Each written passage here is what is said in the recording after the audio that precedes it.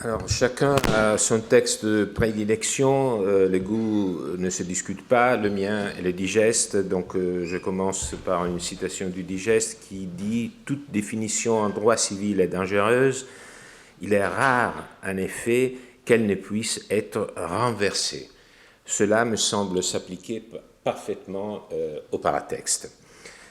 Pour Gérard Genette, le paratexte désigne l'ensemble des éléments qui entourent une œuvre et en médiatisent la réception des seuils entre le texte et le lecteur. Il distingue le péritexte, ce sont des éléments internes, titre, préface, note, et l'épitexte, ce sont des éléments externes. Selon la formule célèbre, le paratexte est égal au péritexte plus l'épitexte.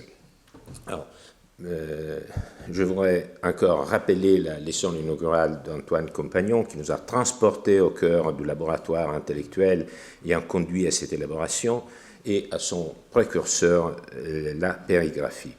Alors, d'abord, j'en profite pour souligner qu'en réalité, toutes les communications, si je ne me trompe pas, se sont concentrées sur le péritexte, même si nous avons presque tous employé le terme plus général de paratexte.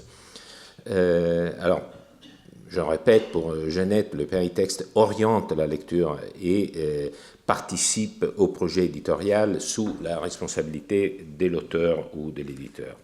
Mais ce modèle fondé sur le livre imprimé s'applique mal aux manuscrits anciens. C'est un modèle qui doit être repensé si l'on veut l'appliquer au monde des manuscrits de l'Antiquité et du Moyen-Âge. C'est le seul point sur lequel il me semble qu'il y ait unanimité dans notre colloque. Je ne vois pas d'autres éléments en commun. Car il est beaucoup plus difficile de parvenir à un accord sur le fond. Je pense, alors, donc c'est mon idée d'historien du droit, un peu, disons, je suis un épitexte par rapport à ce domaine d'études. Je pense que cela tient fondamentalement à une tension, voire à une concurrence entre, d'un côté, une approche centrée sur le paratexte qui constitue nécessairement une approche spécifique et sélective, quelle qu'en soit la définition, et d'autre part, une approche globale qui caractérise la bibliologie, par exemple, qui s'intéresse au livre dans toutes ses dimensions.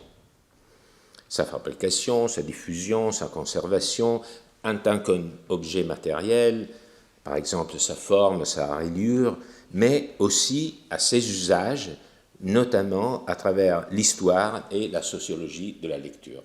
Donc nous avons une polarité entre une approche spécifique et une approche globale. Lorsqu'on envisage la possibilité d'une approche globale, d'autant plus qu'il me semble que notre époque est l'époque des approches globales, lorsqu'on envisage la possibilité d'une approche globale, pourquoi, on pourrait se demander, isoler un seul aspect, celui du paratexte? C'est de là qu'il me semble vient toute la difficulté. C'est pourquoi on rencontre parfois, et peut-être on a aussi dans ces 2 journées rencontré ici, une définition ou des approches très larges du paratexte qui propose d'y inclure non seulement les éléments verbaux, mais aussi tout un ensemble de phénomènes matériels liés au travail du copiste. Donc le paratexte, dans cette perspective, ne se limite pas au titre ou aux préfaces, il englobe par exemple la forme, la taille du support, la mise en page, la réglure, disposition des colonnes, division du texte, les marques de possession, les gloses rajoutées par les possesseurs, la signature de cahiers, tout élément. Donc c'est une conception élargie qui intègre pleinement la dimension matérielle, mais il y a le risque que cette approche finit pour se confondre avec l'approche, disons, bibliologique en général. Donc, pour éviter cet, disons, effacement à la fin de l'idée même de paratexte, parce que si on adopte une conception très générale, on finit par effacer l'idée même de paratexte, on essaye de trouver une définition un peu plus restreinte. Mais c'est là que les difficultés commencent. Et il me semble, non pas pour résoudre les difficultés, mais seulement pour les penser, il me semble qu'il est utile peut-être de distinguer deux axes, celui de la diachronie et celui de la synchronie.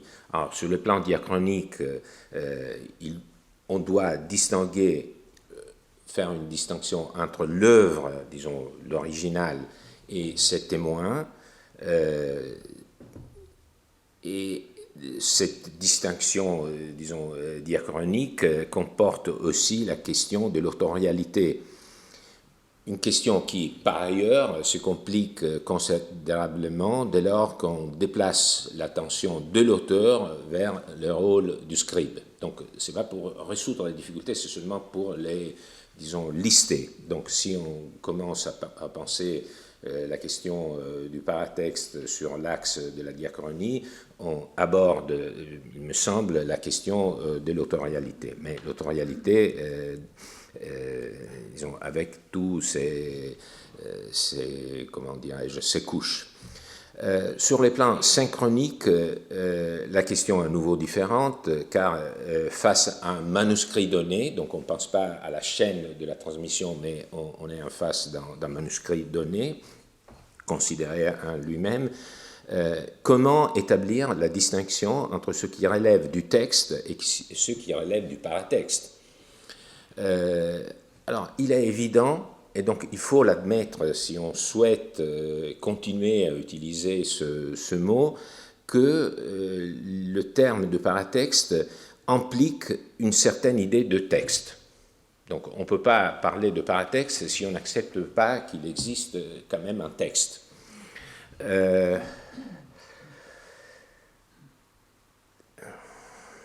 Et de façon simple, on pourrait dire qu'un paratexte, cela a été déjà dit plusieurs fois, est un contenu qui dépend d'un autre contenu. Le paratexte, c'est un contenu qui dépend d'un autre contenu. Mais encore une fois, on l'a vu ce matin encore, les relations entre ce qui est primaire et ce qui est secondaire constituent en elles-mêmes un problème d'interprétation. Et j'arrive au mot qui me semble le plus important, d'interprétation. Car, on nous l'a rappelé ce matin, ce n'est pas le simple fait qu'un texte soit disposé autour d'un autre texte qui en fait un paratexte. Donc, il s'agit d'une question d'interprétation beaucoup plus fine. Dans ce travail d'interprétation, peut-être que cette notion de seuil demeure féconde, car elle pourrait permettre de comprendre ces éléments comme des dispositifs de médiation entre le texte et le lecteur et de se faire orienter dans ce travail d'interprétation qui me semble essentiel par un principe. Donc le paratexte devrait toujours avoir cet objectif de fonctionner comme un intermédiaire. Mais ma proposition, et je conclue rapidement, n'est pas celle d'enfermer le paratexte dans une définition trop stricte. Donc j'ai commencé par cette citation du digeste et je veux m'y tenir. Ce principe, toute définition est dangereuse. Il me semble qu'au contraire, les difficultés même de définition doivent être envisagées comme des questions. Comme des invitations que chaque chercheur doit se poser au moment où il aborde un manuscrit sous l'angle du paratexte. Cette pluralité de critères doit être utilisée, me semble-t-il, comme autant d'angles d'enquête. Pour le dire de façon un peu plus, disons, poussée, il me semble que le paratexte n'est pas un objet d'étude. Il s'agit d'une grille d'interrogation. Je pense que le problème dépend du fait qu'il y a une sorte d'ontologie du paratexte et qu'on ne considère pas que le paratexte est d'abord une grille d'interprétation. C'est un concept qui, dès lors qu'il a été nommé, d'une certaine façon, il a pris corps grâce au nom qu'on lui a donné, nous aide à ne pas perdre de vue certains aspects du livre antique ou du Moyen-Âge. Je sais que cela peut vous sembler, peut-être qu'il s'agit d'une solution simpliste, mais il me semble que renverser le statut du paratexte d'objet à foyer des questionnements correspond mieux à sa nature épistémologique. En tout cas, je pense que cette réflexion mériterait d'être abordée dans le volume à venir. Pourquoi je le dis ? Parce que on reproche souvent, je trouve ça vraiment très absurde, on reproche souvent aux ouvrages collectifs leur hétérogénéité, l'absence d'une vision unifiée. On lit de revues en disant alors, les articles sont magnifiques, mais il n'y a pas une idée homogène. C'est oublier que ces travaux, ces contributions dans des ouvrages collectifs sont le produit de chercheurs indépendants, porteurs de perspectives différentes, et que la recherche avance précisément à partir de cette diversité d'approches. Mais pour éviter, disons, ce genre de reproches, je me permets de suggérer qu'il serait intéressant que chacun des contributeurs indique pas tant sa définition générale de paratexte, mais plutôt la définition, la grille qu'il a mobilisée effectivement dans son travail. Et surtout, cela me semblerait très important, je le ferai pour ce qui me concerne, en quoi le fait d'avoir adopté l'idée de paratexte l'a aidé à mettre en lumière tel ou tel aspect. J'ai parlé d'actes, parce que c'est le moment douloureux d'un colloque, mais il y aura, oui, des actes qui constitueront, comme l'a dit Francesca Barone, le volume inaugural de la collection Immagine, Exploring Pre-Modern Paratext, chez Brepols. Et vous allez recevoir les normes éditoriales. La date limite de remise est fixée au 1er septembre 2026. Y aura-t-il d'autres colloques ? Il ne fait aucun doute qu'il existe encore de nombreux types de textes à explorer. Il me semble que ce premier colloque a surtout insisté sur la littérature technique, disons, donc il y a beaucoup d'autres domaines à explorer.